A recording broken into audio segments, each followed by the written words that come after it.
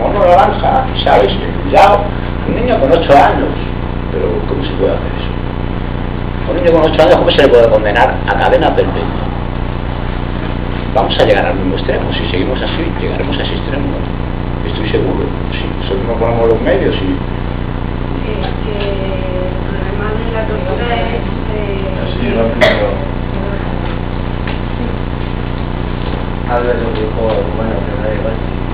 Sí, simplemente que el problema de la tortura es que consideramos tortura, porque simplemente la privación de tu libertad, de ver a tus seres queridos... Eso es tortura blanca, se llama. Para mí eso es tortura. Es tortura blanca, claro, la tortura blanca no se ve.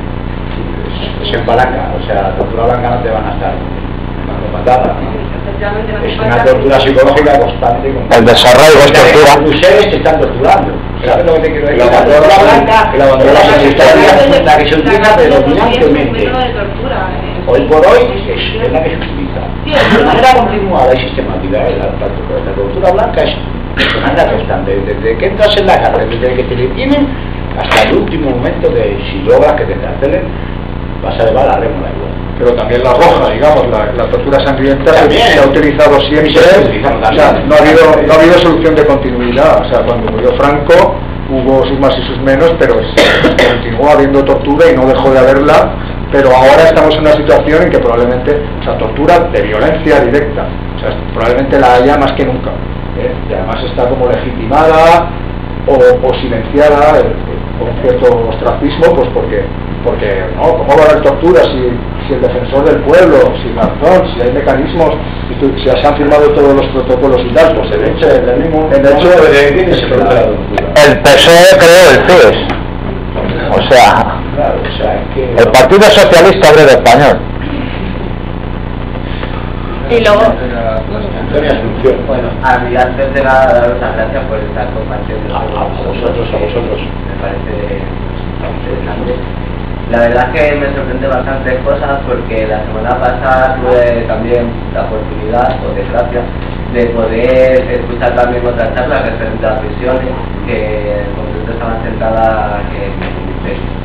Sí que es verdad que me sorprende bastantes cosas en relación a lo que nos contaron ellas. Sí que es verdad matizar que ellas estaban en un módulo de madre, y me sorprende muchísimo el trato que se está dando en el módulo de madre y en el trato que se está dando en la fusión que estáis. Habla de las mujeres son las que más están sufriendo. Vale, entonces, a mí lo que me gustaría saber entonces es qué información, yo a nivel de persona ajena al mundo de la cárcel, que yo vengo aquí os vengo a escuchar, qué información me puedo creer, porque claro, de alguna manera yo escucho a ellas, a mí ellas me transmitieron como una sensación de la cárcel no tan negativa como la que me estáis contando vosotros. Por ejemplo, un tema que me ha sorprendido mucho es la reinserción. Había una chica de allí que contaba que el proceso de reinserción laboral que era gratificante y que muchas de ellas seguían trabajando, y ahora aquí estoy planteando una situación diferente. ¿Pero eran presas o lo parecían? Sí, me da igual, pero es que al fin y al cabo eran presas. Las unidades de madres, las unidades de madres forman parte de la misma, del mismo planteamiento que los módulos de respeto, y está claro que una persona que esté en una unidad de madres está en una situación en la que sí que recibe una serie de cuidados y tal, pero es que eso se está utilizando de alguna manera, o sea, como muestra de una política, de una demagogia que bueno, luego está claro que es beneficioso para una persona que tiene un hijo estar en un módulo de madres y no estar en un módulo tirada en el patio. Ahora bien, lo que no es beneficioso es estar en la cárcel con su hijo, que probablemente no, o sea, esa persona, la solución no sería que estuviera en la cárcel, Y vale, pero considero que vosotros, a lo mejor el trato que se puede dar en una situación y otra, porque al fin y al cabo todos somos seres humanos. Sí, vale que a lo mejor es una madre que está pues con su hijo y que, como has dicho, a lo mejor le da un trato. Eso forma parte, el mecanismo de bifurcación es el mecanismo principal. Es decir, hay un tratamiento para los que se integran, para los que van pasando los filtros y van demostrando que progresan en el concepto de tratamiento que está en la Ley Orgánica General Penitenciaria, pues es eso, o sea, es progresar adecuadamente y demostrar ante un equipo de observación y demás que te está reinsertando. Es un sumiso. Ahora bien, eso visto de cerca es un proceso, digamos, de sumisión, ¿no? y de deshumanización. Nosotros lo vemos así. De todas maneras, si vosotros estudiáis educación social, no tenéis que abordar el fenómeno como un resultado de una suma de testimonios personales que escuchéis por ahí, sino que lo tendréis que abordar desde el punto de vista de las ciencias sociales. Entonces, hay cifras y estadísticas y estudios no suficientes, porque hay una especie de oscurantismo y no hay estadísticas. Ahora hay una ley de transparencia que está a punto de aprobarse y tal, que ya veremos si cambian las cosas, pero es bastante difícil acceder a datos y tal. Pero bueno, hay muchos criminólogos críticos y mucha gente que, por ejemplo, hay muchos datos que están muy claros. Esto es claro. Entonces, en base a los datos, tú te puedes dar cuenta de si, para empezar, ¿quién está en la cárcel? O sea, ¿están en la cárcel los traficantes de drogas? No, ha habido una reforma que la población penitenciaria ha disminuido por primera vez después de esa reforma, la reforma del PSOE, que por otra parte puso medidas bastante fascistas, en un sentido de endurecimiento punitivo muy fuerte, pero por ejemplo rebajó sensiblemente las penas para los pequeños traficantes de drogas. ¿Eso qué quiere decir? Pues que están consintiendo el tráfico de drogas, pero es que por tráfico de drogas solamente hay pequeños traficantes, traficantes hay muy pocos, pero no sé, o sea, los delincuentes organizados que existen por ahí, todo el mundo sabe que actúan impunemente, muchas veces con connivencia de la policía y tal. Luego la delincuencia de cuello blanco, por mucho que hablen de leyes anticorrupción y tal, ni van a la cárcel, y cuando van a la cárcel no cumplen en las mismas condiciones, etcétera. Eso tienen su régimen especial. Es decir, que la cárcel es para los pobres, y eso las cifras cantan, porque los delitos por los que está la gente en la cárcel son siempre, o sea, la mayoría son delitos menores contra la propiedad, algunos otros relacionados con el tráfico de drogas y normalmente con la toxicomanía, y el resto son lo menos, ¿no? Los ladrones que vemos en el Congreso ahí dentro yo no he visto a ninguno en 18 años. Y van a Mario Conde, pasándoselo bien, con una celda y al lado un despacho. Y luego si quieres no dormir. Que es lo peor, se van a la cárcel pero no devuelven el dinero. Yo sin embargo por robar banco, bueno, sin embargo sacaron en el 2003 en una reforma reformaron la ley en el sentido de que para beneficiarse para tener beneficios penitenciarios, permisos, tercer grado, condicional,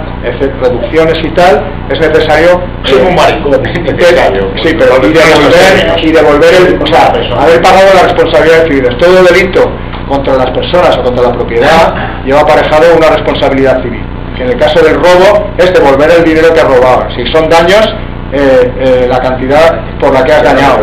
Si son daños personales, indemnización. Eso antes no se hacía efectivo porque la mayoría de los delincuentes eran insolventes, pero hoy en día para poder seguir un tratamiento llamado de rehabilitación tienes que pagar ese dinero. Eso se puso demagógicamente como si fuera contra los delincuentes los de cuello blanco, pero no es verdad, afecta a todos. Entonces eso es un filtro, una imposición más. Pero bueno, me impusieron porque no podían hacer cuentas. Entonces, sí, muchas cárceles rotas. Pero si analizas eso, los que están en la cárcel, luego, por ejemplo, trabajo penitenciario, alucinas, o sea, no tienes más que ver lo que hay. Sanidad penitenciaria, alucinas. Cualquier aspecto que abordes es una catástrofe. No hay formación. Bueno, entonces, si te sacan, yo no digo, hay unidades de madres, y además hay un proyecto construir varias más y tal, y es verdad que en las unidades de madres está mejor, pero es que eso, desde Mercedes Jabardo, que fue una directora general que hace años y tal, que era una mujer así que se había arriesgado a hacer pisos y no sé qué, y la nombraron directora general en los tiempos del FIES. Además, eso se ha estado utilizando como un medio demagógico, para destrozar, para inflar estadísticas. De todas maneras, que te lo diga yo, que te lo digamos nosotros, que estamos en contra de la cárcel, pero radicalmente, pues a lo mejor tú no te tienes que guiar por eso, claro. Sí, pero también hay un desafío a que mires lo que se puede ver, ¿no? Con criterios científicos, ¿no? De ciencias sociales, ¿no? Yo creo que si yo entráis a la institución carcelaria a trabajar y os ponéis en vuestro sitio y no os importa que os echen, Y eso se repite varias veces para llegar a un momento en que se va a producir un escándalo y van a decir, ¿qué pasa aquí? Pero eso ya es cuestión de vosotros. Muy personal de cada cual. Tengo dos dudas en relación a lo que estaba... Primero va ella, luego tú. No, esto era ya lo que ha preguntado de asociaciones, que han hablado del Comité de Prevención de la Tortura, que luego estuve en una conferencia de Jorge del Cura y no han conseguido que se juzgue a ningún carcelero ni a ningún policía, porque hay un corporativismo increíble y dentro de ese corporativismo están también educadores y trabajadores sociales. Y que el gobierno no solo los indulta, sino que los condecora. Eso es porque yo lo quiera decir. Eso es notorio, o sea, hay estadísticas de eso, se ven incluso en los medios de comunicación, se ven muy a menudo noticias de este tipo, o sea, de que hay indultos, de que hay condenas muy leves, no sé, y promociones, y se puede seguir el rastro de muchos acusados de tortura que han progresado muchísimo. Tanto en la policía el Ministerio Interior.